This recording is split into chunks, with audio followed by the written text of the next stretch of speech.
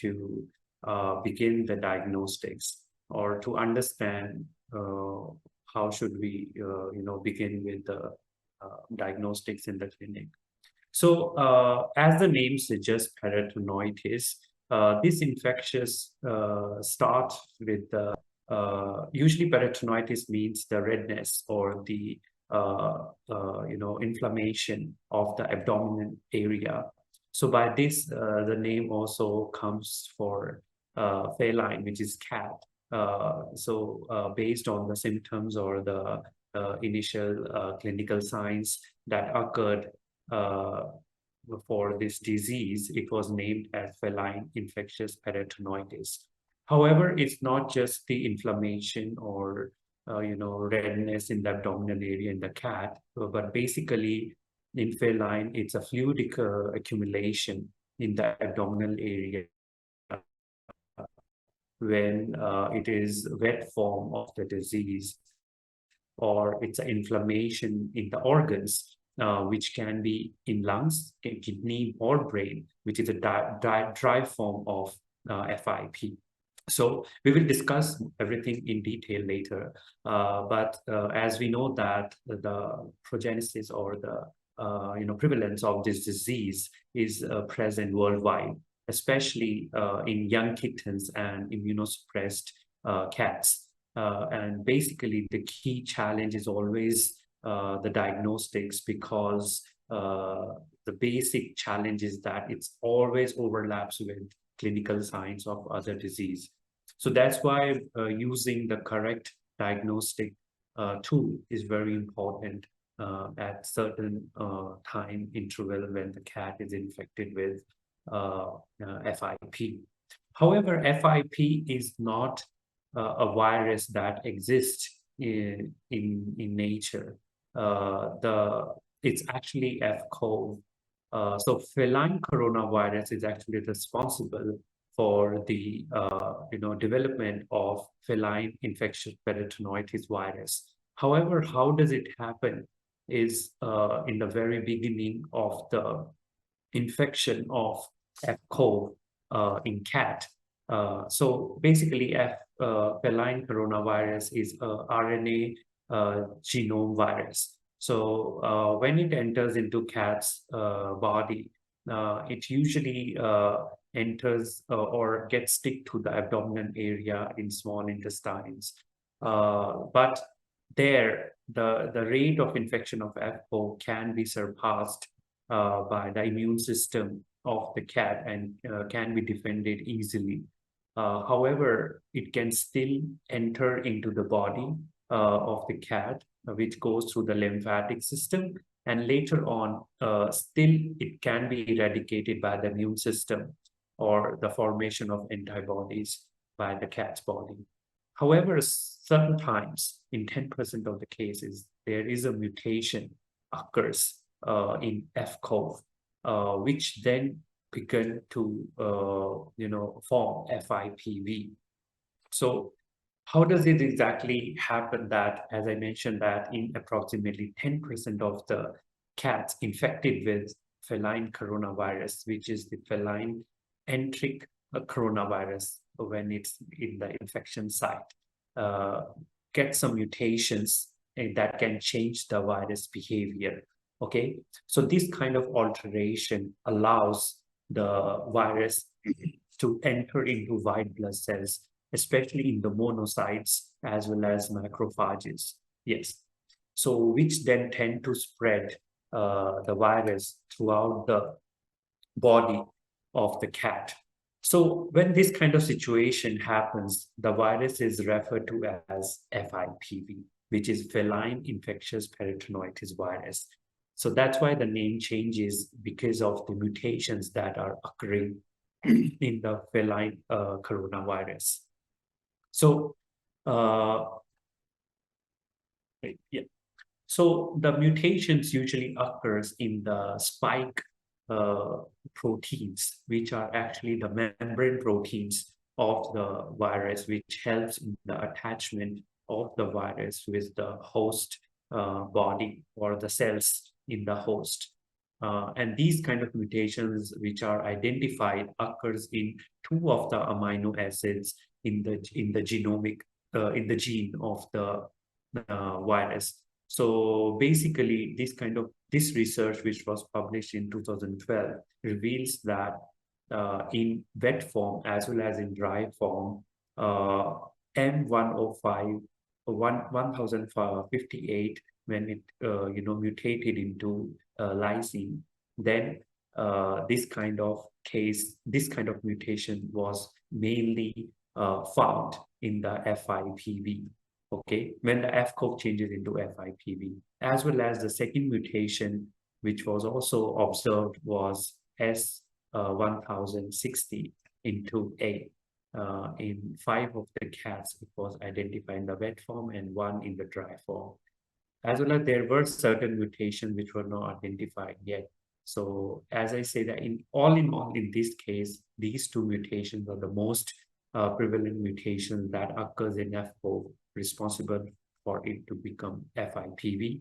And this gene, where the mutation occurs and change in the structure of the spikes, that changes the behavior of the virus as well, make it more defensive against the immune system, and which can enters and cut a lot of barriers in the cat's body.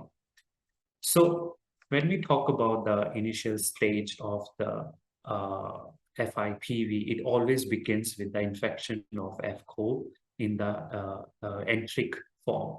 So FCEV actually affects the cats. And when the mutation occurs in this gene, then it becomes FIPV, which then affects the white blood cells, including monocytes and macrophages, and cause the systematic spread.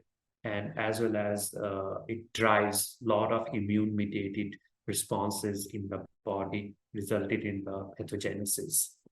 Okay, so while the infection of FIPV occurring in the body, FIP we can cause infection in various forms. One form is clinical form, that is known as effusive, which is known as a wet form as well, where the fluid get accumulation in the abdominal area of the cat. And there is another form which is non-effusive as well, which is known as dry form, where the granular mass is developed in the organs of the cat body. Okay, and sometimes in very severe cases, it can be mixed as well, where both effusive and non-effusive form of FIP is present in the cat's body. Okay, so now how this effusive and non-effusive can be differentiated? It's actually started as well as in the initial stage of the FIPV invasions. So when FIPV is already mutated in the cat's body, then virus through the bloodstream reaches brain as well as eye, where it starts infecting the monocytes. Okay, so the monocytes present, which are present in the blood, try to cut the barrier, which is known as blood-brain barrier. Okay, and when these immune cells have difficulty, reaching the brain, at that point, the virus is able to cut this barrier and enter into brain as well as in the eye. So if this protective immunity is strong enough, so virus particles or virus infected cells are quickly eradicated, okay, then there will be no problem. However, if this immunity is weak, then of course the immune cells are much more effective in dealing with the virus particles and the virus infected cells in the core of the body. And then it will be the brain or the eye, it will enter due to the blood-brain barrier, which is already shut down. So this causes lesions in the blood and eye also last longer than those in the abdominal area or other parts of the body as well, which then, it's the reason why this kind of FIP invasion actually known as dry form.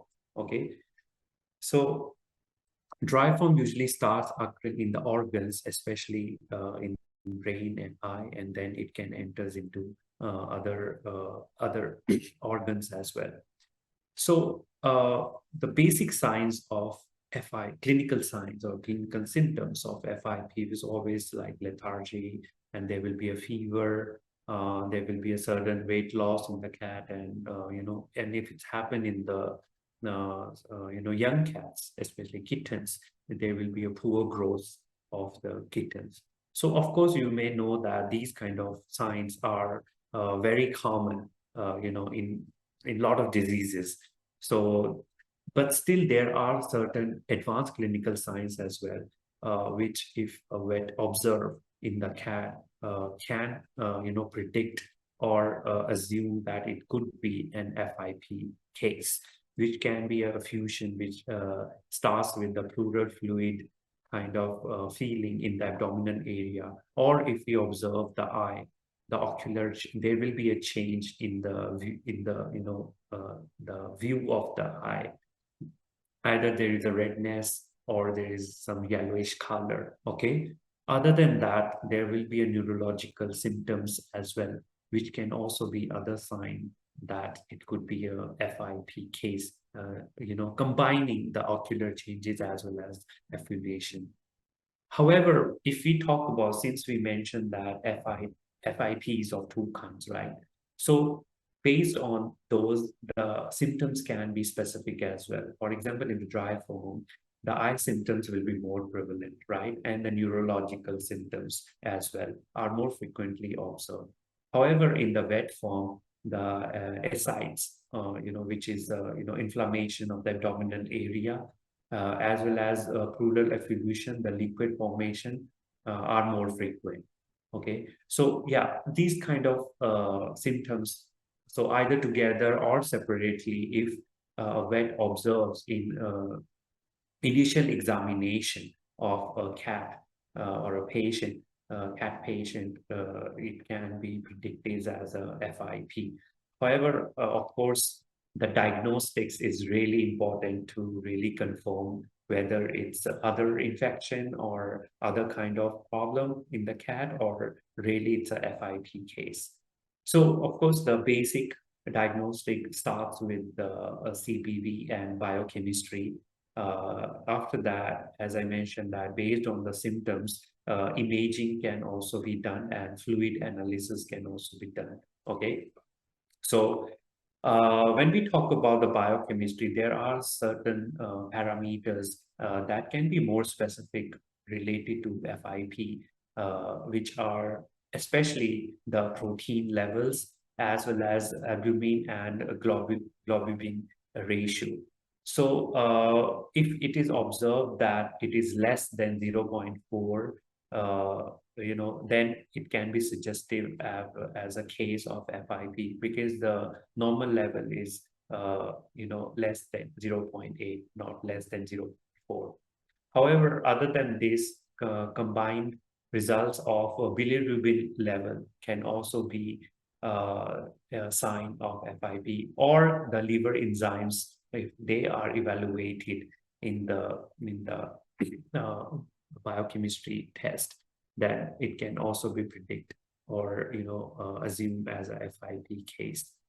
So if there are observations in the inflammation in the abdominal area, then of course imaging is another way that can be opt or picked to check whether it's a FIP symptoms or not, or FIP signs, starting with ultrasonography or radiography can be done. So suppose in the abdominal area there is a lot of fluid accumulated, which cause the abdominal look inflamed, then it can be clearly observed in the image in radiography.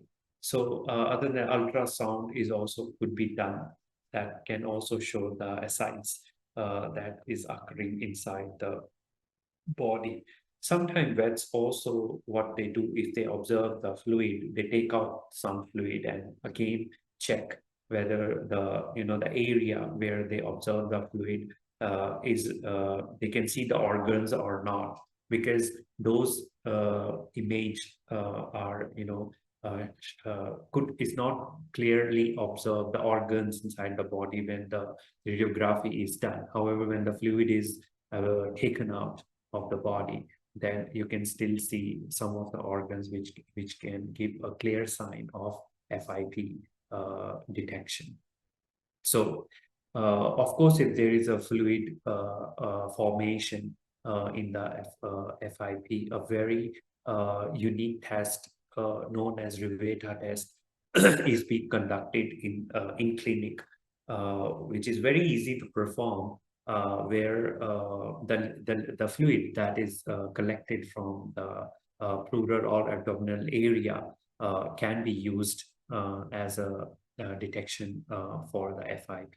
So this kind of fluid is actually very clear or viscous or sticky, but it's a yellow color fluid. Okay, for example, at BioGuard, we have developed FIP detection kit, which is actually a Riveta test, which is very easy to perform. So once you collected the fluid, you can mix it with the detection dye and then load the fluid into the third bottle, okay, which has some solution or buffer inside. So when this liquid is dropped in this buffer, it has a certain pattern that it will form that will be very clearly observed as a sign of FIP. So as you can see in the picture that if it's a straight line formed from the drop, where we drop from the surface till the end, a straight line, uncut line is formed, then it's a strong positive case. However, if the liquid start mixing in the buffer, then of course it's a negative. And if there are multiple lines formed, then it still can be unpredicted.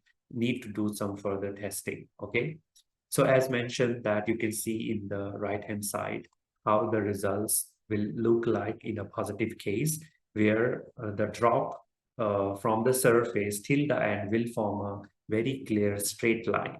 Okay, and because of the dye, it is very much visible. Okay, so what does Riveta test actually helps with? So Riveta test, if it comes out to be a positive test,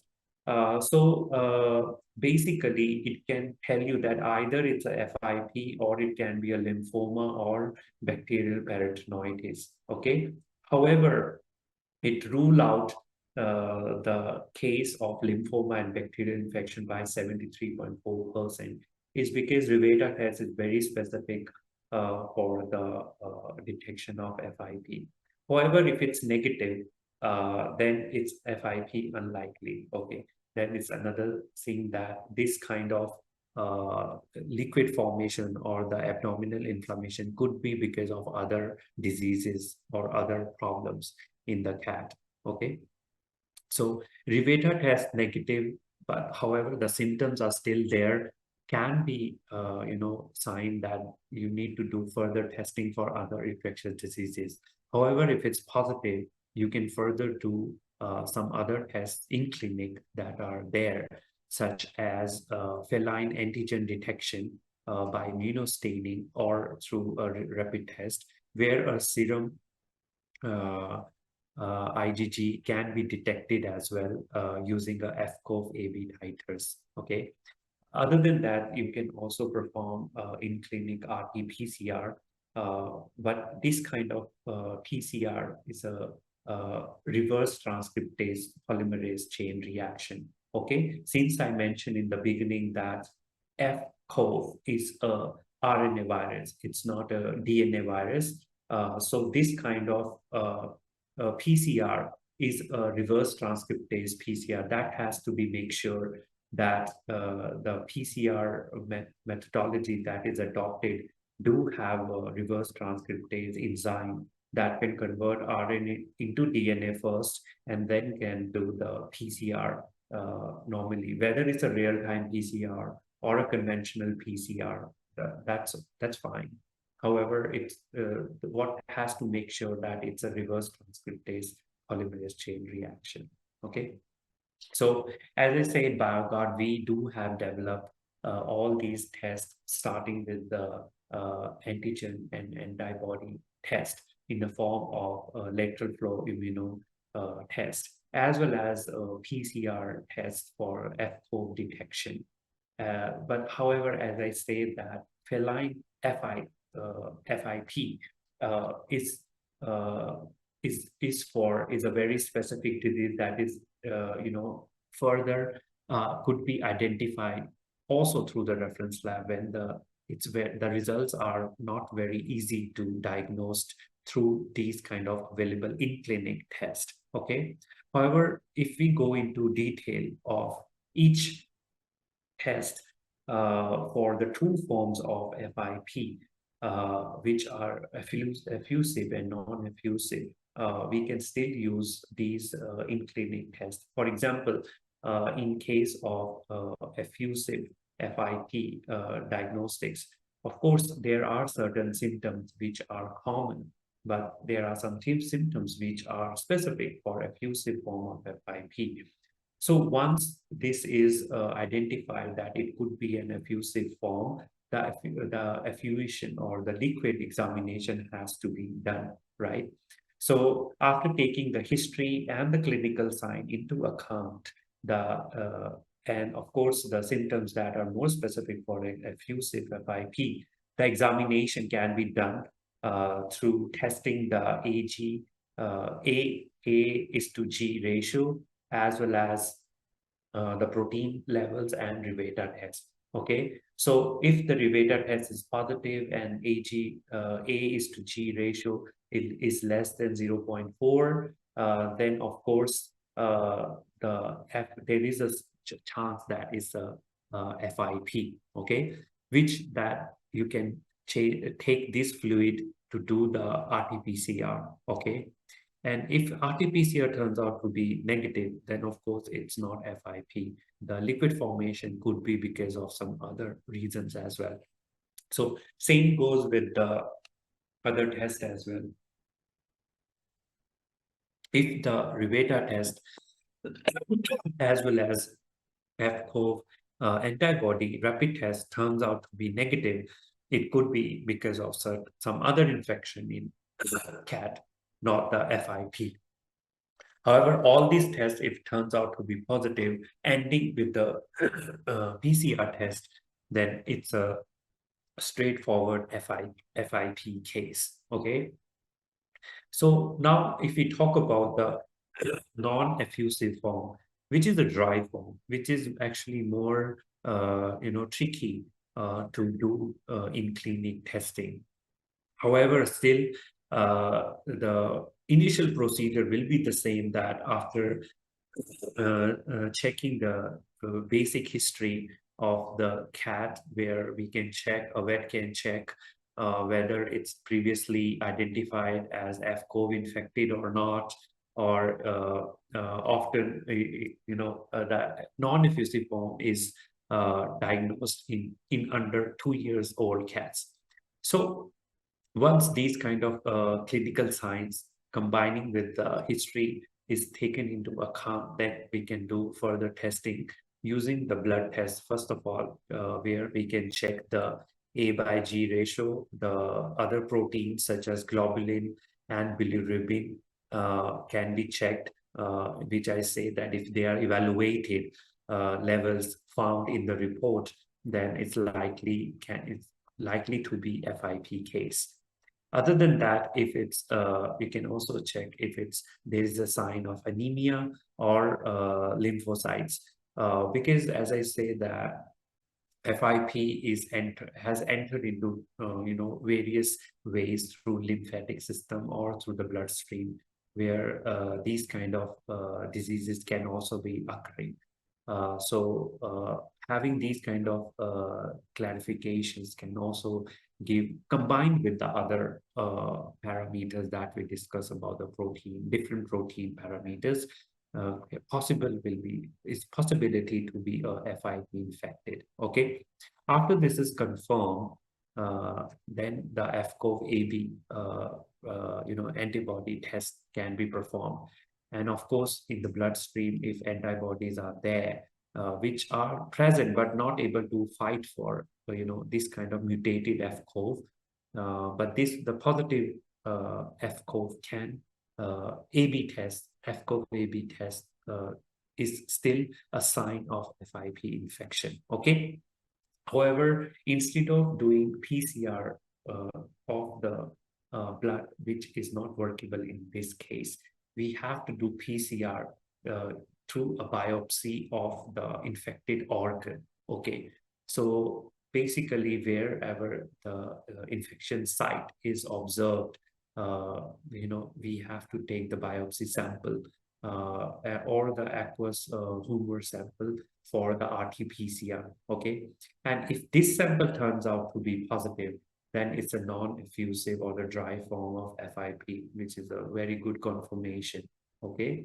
Other than that, for the dry form of FIP, confirmation is also through another parameter of the protein, which is alpha-1 acid glycoprotein.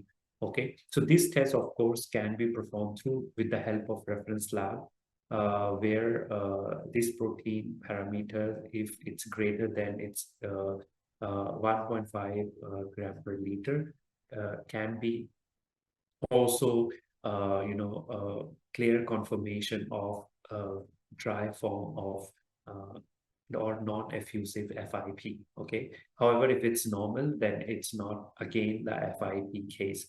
So maybe the sample collected is not from the right area or the target organ that is infected by FIP. Okay, so taking sample in non-effusive or dry form FIP is very important to be considered. Okay, so because of these reasons, there are certain limitations in clinic testing of FIP, especially when we talk about the supportive method, such as complete blood count or the chemistry panels. So these are always the supportive method, but it can be a certain cannot give you a certain validity of the infection of FIP. And when we talk about the FCO antibody titers, uh, that can also indicate that there could be FCO,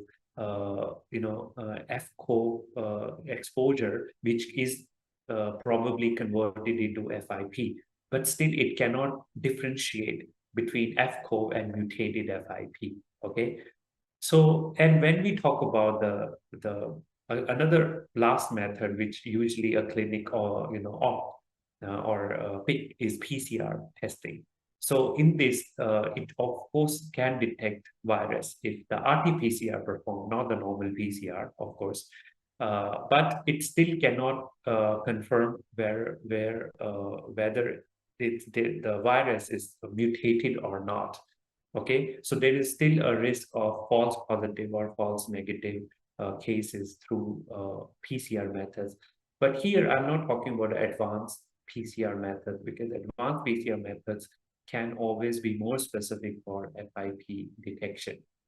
Okay, so when we talk about the advanced methods, which are more detailed molecular diagnostics, often performed by reference lab or more, advanced clinics or hospitals that has these facilities where they can do PCR directly of the FCO mutations. Okay, so these PCR, RT-PCR can identify the mutations that usually the spike gene mutations, which we previously discussed. Okay, but there is a limitation that it could be not 100% sensitive. The false negative results are still simple based on the low viral load.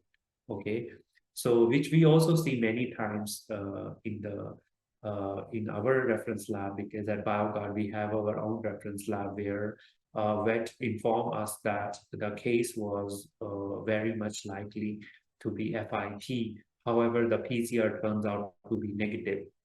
It's because the sample at the point when it was collected and sent to the reference lab, the viral load was very low, which was not in the range of detection. Okay. So if it's a quantitative one, of course, the CT value will show you that. Okay.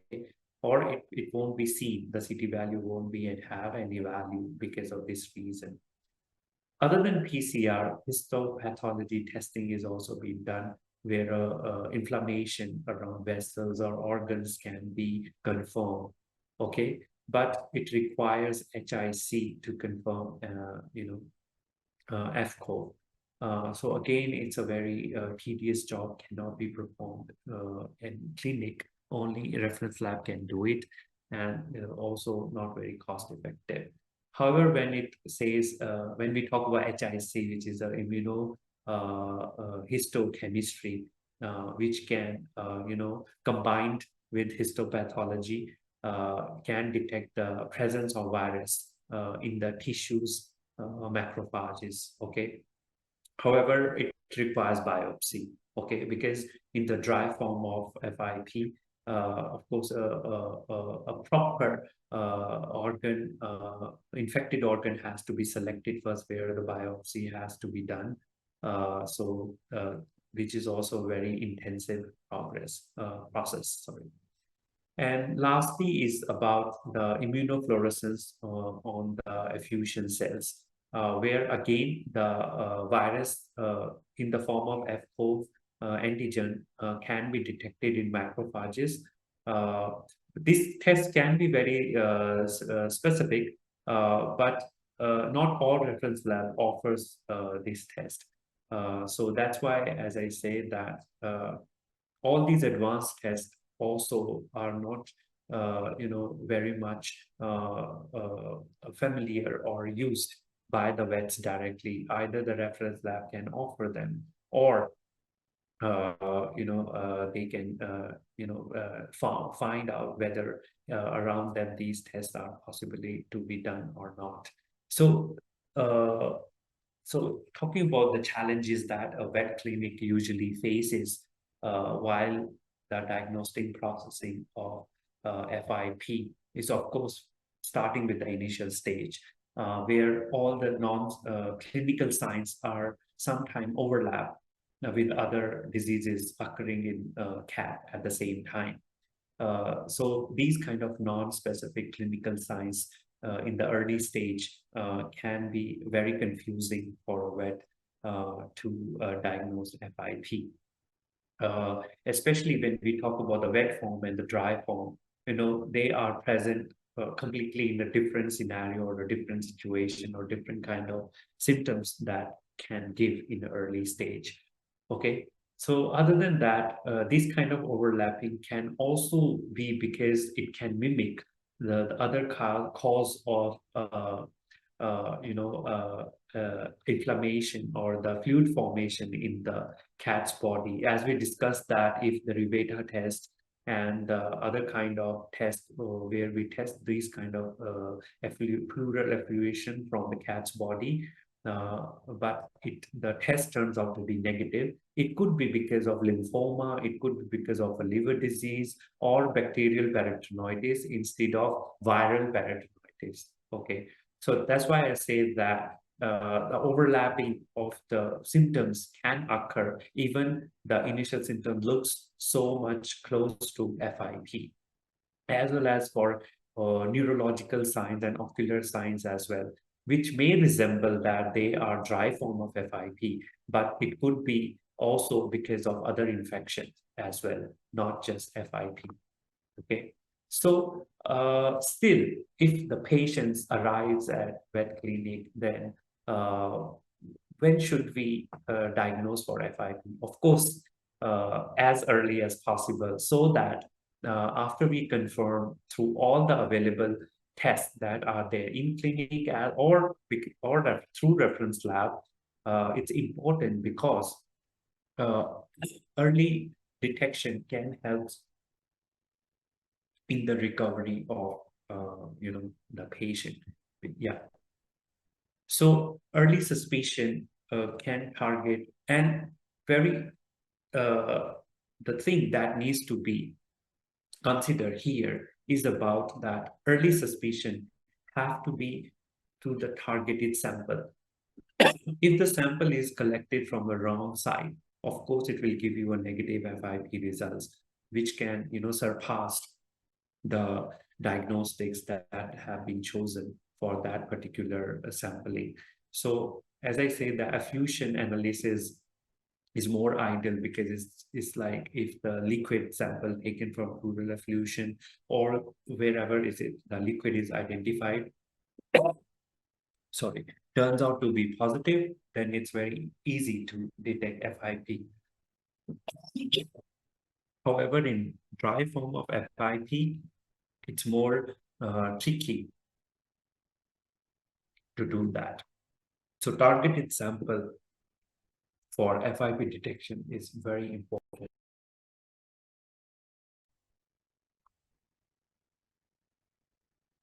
So, however, if suppose still there is a delay in the diagnostics, so what will happen?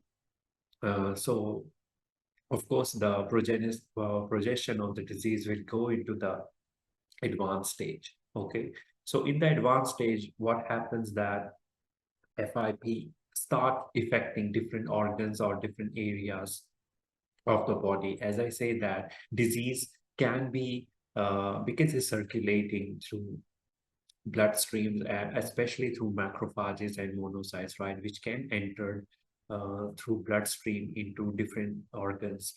So which can cause multiple infections in the cat as well as the FIP can be present in both forms then in the cat, both in the effusion form and non-effusion form. Okay, so at that point, if the antiviral therapies have been given to the cat, which will reduce or prolong the the treatment process, and also it will increase the risk of misdiagnostics as well. So more delayed in the diagnosis and or multiple infection site in the cat will be a more risk of fatal uh, situation in the cat. So progenesis and treatment implications, of course, has to be there in the early diagnostics, allows with the antiviral that are given to the cat will stop the multiplication of the virus in the body. So this will give more chance for a cat to live longer with the FIP. However, if there, as I mentioned, there is a delay in the diagnostics, then it will be irreversible, whatever organ damage have been happened already in the cat. So at that point also, the supportive care will not be very effective in those kind of later stages in the cat, which will lead to the death at the end. So yeah, that have to be very careful. But that's why diagnostics is again combined with upcoming advancements that are happening in veterinary diagnostics field, especially through next generation sequencing, where we know that the mutations are actually the cause of FIP symptoms or FIP related problems in the cat. So the next generation sequencing can target the mutations that are occurring in FCOV, which are related to FIP, which cause FCOV to become FIP. So it confirms those kind of mutation sites and which can be really easy to diagnose after through PCR or through other methods, as well as rapid point of care molecular assays are also there that are day by day getting easy to use or be in clinic can be performed. Other than that, the available serological or antigen detection tests, the sensitivity and specificity are keep improving day by day, so that the results that what we are getting from these kind of diagnostics can also be trusted or have reliability for the FIP detection, as well as, of course, this one we cannot ignore is a AI assistant, especially in the imaging section of diagnostics, as we know that imaging is already being advanced in recent years, but also AI has making it more and more user friendly, as well as bringing it back to the clinic where we don't need real analysis of whatever image we got. AI is assisting in the analysis or the prediction of the or the result interpretation. We can say that, which can also helps a vet to clearly identify whether it's a FIP related problem or it could be an other kind of infection. So that's why AI is also assisting a lot in the diagnostics, and of course this will improve in coming years. Yeah, but still, why real-time PCR is the most trusted method so far, or chosen, I would say, by the veterinary clinics. Uh, and of course, in our reference lab, and also our PCR product, which is QMini, we have developed FCO, and all our vets are using our PCR detection method for diagnosing FIP is for a reason, because of its high sensitivity and specificity, and of course the reliability that it gives for the detection of FCO in the correct sample collection during the FIP infection, or to confirm whether there was a FCO infection in a previous, in the history of the cat. And then whether it could be because of that reason that the new symptoms of FIP have been developed because of the previous infection of FCO. Other than that, the as I said, what we also focus on is a quick diagnostics, right? So the quick diagnostics, of course, when we dependent on reference lab, it takes some time to get the results. But having an in-clinic PCR systems helps to get the results in hours rather than days, right? So this kind of facility or advantage of having an in-clinic PCR is another thing that is helpful in the early diagnostics to, also make the right decisions at the right time. So this kind of rapid identification helps prevent disease transmission, as well as not in case of FCO or FIP infection, but other cases as well, where other animals which are visiting clinic or have been put in the recovery section of the clinic can be prevent from the disease transmission based on their infection thing. And of course, the PCR, QMini PCR especially, if we talk about, offers screening of multi-pathogens. Now, this is also very important that whether performing PCR just for one disease or with the same sample, you're performing multiple PCR, as I say, that the symptoms can be, mixed or can be confused with other infections as well.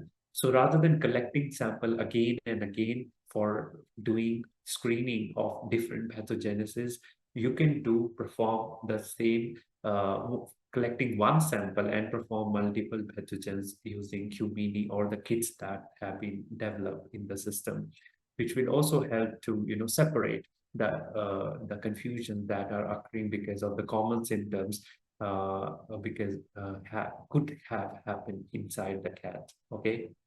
And of course, if some cat, mostly the pet cats are in-house, they don't like to go out, but there are still some cats which are very outgoing, can go outside and, interact with other animals as well, or the environment as well. So in those cats, it's always found that there are always a mixed infection. Some are in a hidden form, or some are, get mixed with other diseases that are occurring in the body. So as I say, screening of multiple pathogens at the same time, if there is some symptom present in the, available in the market. Of course, it's very important to choose that for correct diagnostics. Yeah. So, in summary, as we say that FIP diagnostic will always remain a challenge. It's because not that the diagnostics that are available currently are wrong or right. It's always because of the condition, the stage, the symptoms, the sample collection, or and so many other factors that we discussed today. Are there, and as well as the clinical signs could be vague or overlap with other diseases, so limitations of routine tests is also another thing that we don't most of the pet owners don't do routine tests for their cats. So sometimes FCOV can present as a hidden form, right? It doesn't have a very severe symptom, but inside the cat body, if this FCO get mutated, and by the time there is no, it's too late to do the FIP. Even the FIP is diagnosed, but too late for the treatment or other thing. Then yeah, then the case become more problematic. So yeah, confirmation of before the death is very important for correct diagnostic of FIP as well as other diseases as well.